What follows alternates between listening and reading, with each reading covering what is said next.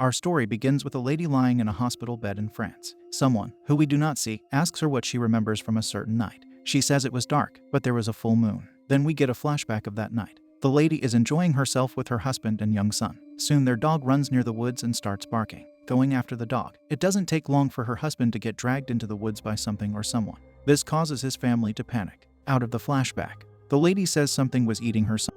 Later, we see this event has gone viral on the news. It is described as a vicious animal attack. The victim, Claire, is said to have tragically lost her husband along with her son. We see her again, describing the animal as having a lot of hair and having huge hands. A lot of confusion from all sorts of people can be seen on the news. Soon we see that a man got taken into custody. His name is Talon. We learned that his home is only 2 miles away from the location of the attack. One person on the news, Kate Moore, doesn't think this was an act of murder. She gets asked by an interviewer if she hesitated to accept this case due to the victims being American and the defendant being French. Kate, a lawyer, insists that she doesn't want to see an innocent person being sent to prison, that's all. After the interview, Kate hugs a man she knows. He is Gavin, an animal doctor. Next, she greets another man named Eric, and she introduces the two to each other. Eric tells Gavin that he heard a lot about him. The doctor offered tremendous help on an earlier case. In a short time of hearing them all talk, we learn that Eric is a relaxed individual. When they are alone, Gavin tells Kate that it's good to see her again. She smiles, then tells him to give it some time. After that, they all watch the recording of Claire talking about the incident that ruined her life. She turns her head to the side to reveal her grotesque face. After they watch it, Kate tells the French police captain, Klaus, that he took Talon into custody based on Claire's description. She doesn't think that it's a solid reason. Yet Klaus tells the lawyer that Talon fits the description. He also says there were footprints at the scene of the crime. Their measurements match the suspects. Kate does not like that her client was taken based on inconclusive evidence from an eyewitness. Fortunately, what Kate and Klaus believe will soon be rendered irrelevant because the test results for Talon's DNA will be available in less than 48 hours. Following this, Klaus takes Kate to her client. In the interrogation room, he gives her a few precautions on how she should handle Talon.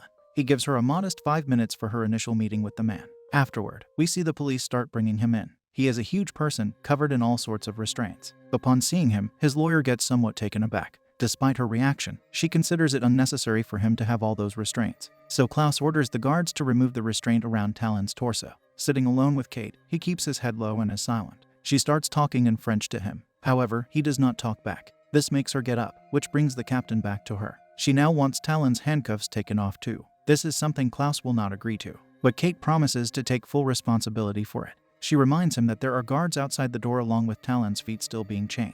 Therefore, Klaus lets her have her way. Gavin stands behind the glass, questioning what she is doing. Alone once more, the man still looks down. Though this time, he quietly thanks her in English. Surprised that he speaks it, she asks if his mother taught him the language. Talon responds by asking how his mom is. Kate says that she's very worried about him. When she brings her head closer to him, Klaus barges in to end the session. Before leaving, Kate tells her client everything will be okay. She doesn't want him to talk to anyone else about the case except her. She starts leaving and Talon grabs her arm, asking her to help him. Suddenly, Gavin and the guards step in to take him away. During the commotion, it seems like Gavin gets bitten by Talon. Shortly after, the guards take him down prior to shocking him. In the next scene, we see the trio driving somewhere. As they do, they talk about what happened back there. Kate says her client could barely move and she also does not believe he could have committed those crimes. Later, they arrive at Talon's home. Inside the house, Kate talks to Talon's mom. The woman tells her that her son was home on the night of the attack. He was very sick, so he couldn't leave the house. We find out Talon's condition does not allow him to move. He can't even get out of bed sometimes for days. In his childhood, he was happy and kind,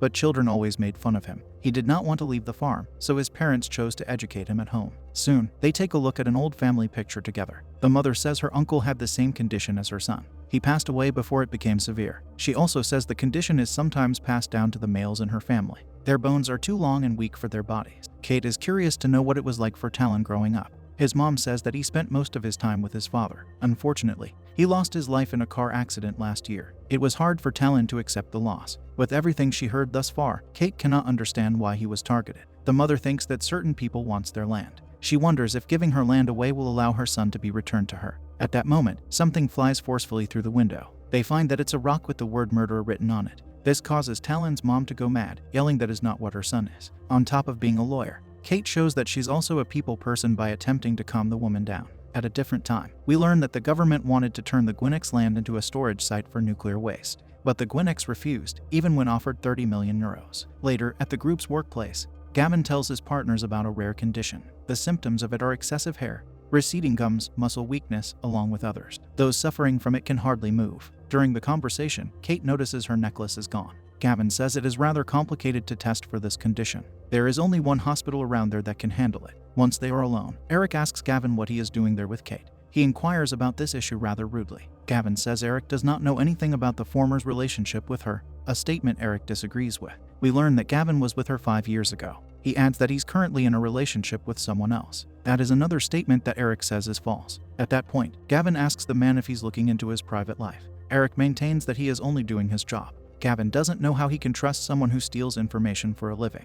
After that rude exchange, we learn that Eric has a real issue with the doctor on the team. The next scene shows them all at the police station. Klaus tells Kate that they received the DNA results, yet unfortunate circumstances made them contaminated. Afterward, they get taken to the morgue, where the ravaged body of Claire's husband lies. Gavin shows the autopsy to Kate. We observe that the femur of one leg is exposed, with most of everything else that is supposed to be around it missing. Gavin says there is no evidence on the body that any weaponry was used for the attack. His expert judgment is that an animal did this. A mortician then takes out another body for them to look at. However, it can hardly be called a body. Following this, Kate sits in the interrogation room with Talon again. She gives him the bad news about the DNA results first. The good news comes next. It is them knowing about his condition. If Talon tests positive for it, it will prove that he was not physically able to commit the crimes he is accused of. When she asks him if he remembers where he was the night of the murders, all he does is place a ring on the table. It is part of her necklace that she thought she lost. She thanks him for returning it because it was her father's. We find out she lost her dad, just like Talon did, at the group's workplace.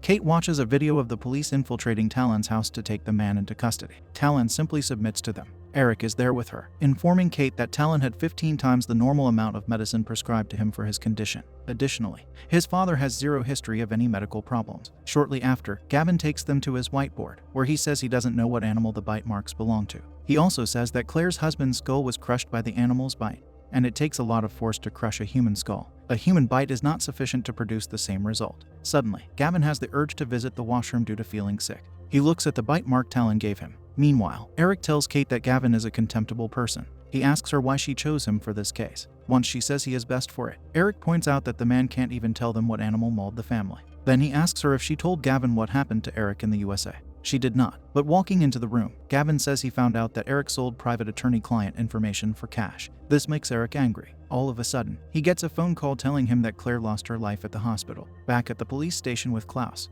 Kate mentions that Talon was prescribed 15 times the normal amount of medicine for his condition. The captain asks her what her point is. She replies that he's been ignoring certain elements about her client. A short-lived argument sparks because of this. As the group is leaving, Klaus gets a phone call. He has to motion for them to stop. After the call, he informs the group that a farmer reported that some animal attacked his horses. According to him, the animal was standing on 2 legs and was over 2 meters tall, covered in hair. Subsequently, we see them all at the new scene of the attack. The officers look into the woods with caution, armed and ready to attack. Eventually, what comes out is a roaring bear. The police are forced to shoot the Kate believes the bear attacked the family, since it is consistent with the data. At their workplace, Kate says she received the DNA results on her phone. She asks Gavin to look at it. However, she informs him they are contaminated again. Nevertheless, he also wants to see the first test too. On a personal note, Kate tells Gavin that she's worried about him. He advises her to be worried about the case instead. While they talk, Eric looks at the interrogation room footage, the one where Gavin had his arm bitten by Talon. Kate asks the man if Talon could have committed the crime. His honest answer is that there is no way a human could have caused such damage. The scene concludes with him telling Kate he misses her, and she admits she misses him as well. After that, the group drives to see Talon. There is a gang of rioters near the building. Inside, Kate is alone with Talon in a room again. He asks her why she is helping him. Her reason is that she was taught from a young age that everyone deserves to be heard. Soon he gets a visit from his mom. Gavin is also there to tell him about the medical procedure they will have Talon engage in. The guards then come in to start taking the man to the place where that procedure will be performed. Kate and Eric watch that room elsewhere through monitors. Gavin is in the room with Talon, along with other doctors. Prior to the examination, Talon gets restrained to a seat. A sample gets taken from his eye. After it gets examined, the main doctor confirms that Talon tests positive for his condition. Following this, the doctor instructs Talon to stare at the flashing light. As he does it, his heart rate begins to rise. This worries Gavin to the point of him wanting them to stop. It doesn't take long for a seizure to take over Talon. He rips through his restraints to instantly take the main doctor's life with one hand.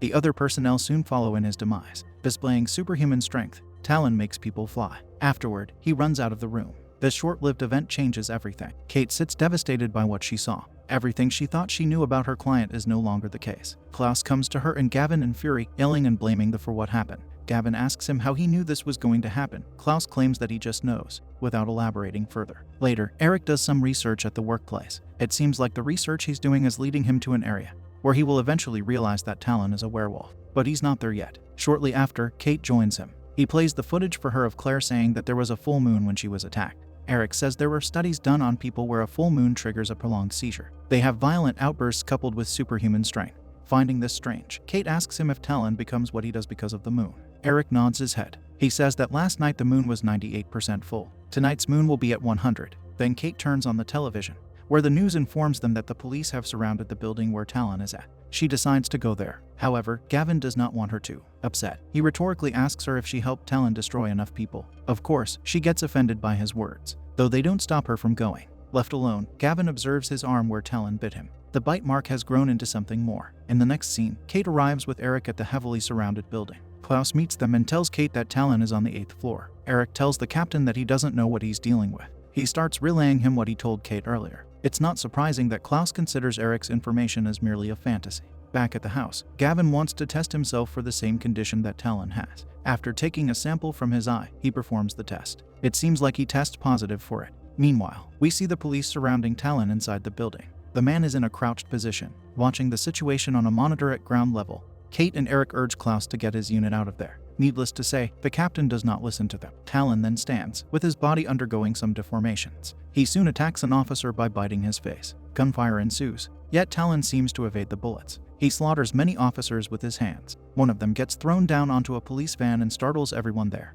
including Kate and Eric. After that, Talon jumps out of the building, only to land on all fours without hurting himself. He lands near Kate, standing to look at her. She turns her head for 2 seconds, which is enough for him to vanish upon her looking back. Subsequently, the duo starts riding. Gavin joins them, informing his teammates that the DNA results made him realize that he doesn't know what Talon is. He certainly isn't human. Afterward, they arrive at the man's house along with the police. Talon's mother isn't there. When they talk about Talon's condition, Klaus says it's even more of a reason to exterminate his family. Being a kind person, Kate takes offense to this. She reminds Klaus that the family lived in peace for a long time. All of this chaos causes her to go outside, where she slowly enters the barn. She quietly calls out to Talon's mom in case she is hiding there. Kate wants the woman to know that it's just her. She picks up an axe as she keeps speaking. Instead of Talon's mom coming out, a squealing pig does. Kate turns around and is surprised to see Eric and the police. While they are leaving, they hear something that prompts them to turn around. From above, Talon's arm reaches down to snatch an officer up. At that moment, more policemen enter and start shooting at Talon.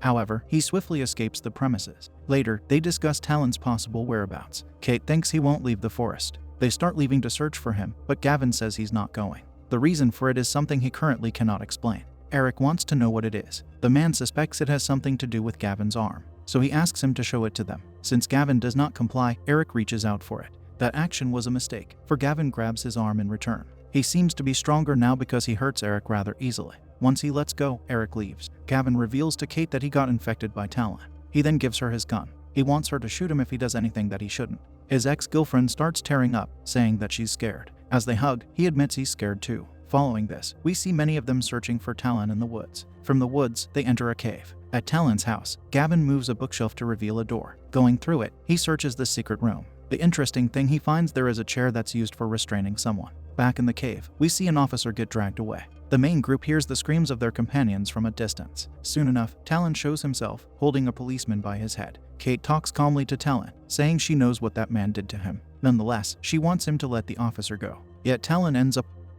At that point, the police start shooting him. It takes a few seconds for the bullets to bring the tough man down. After that, Gavin gets a call from Kate. He says he found a basement that he thinks was used as a holding cell for Talon. He adds that Talon's mom knew all along. Then Gavin walks into another area of the house and finds an injured officer there. He asks who did this to him. Instead of receiving an answer, he hears a sudden slam of an axe into the wall nearby. The person who did it is Talon's mother. She is angered because they told her they would protect her son, but now they created nothing except a mess. Gavin worriedly asks her what will happen to him. Since she says she does not know, he pushes her into the basement. Coming down there, he gets told that he will never be like her son. Unfortunately for her, those are the woman's last words to anyone. An enraged Gavin brings her down and takes her life. He might never be like Talon, though he's certainly much stronger than he ever was, or could have been. Shortly after, Gavin suffers due to not knowing whether he should live or not. He decides to start removing the hair from his head. All of them, even his eyebrows. In the meantime, his teammates drive along a road. The ambulance carries Talon. As Gavin screams in front of the mirror with his bald head,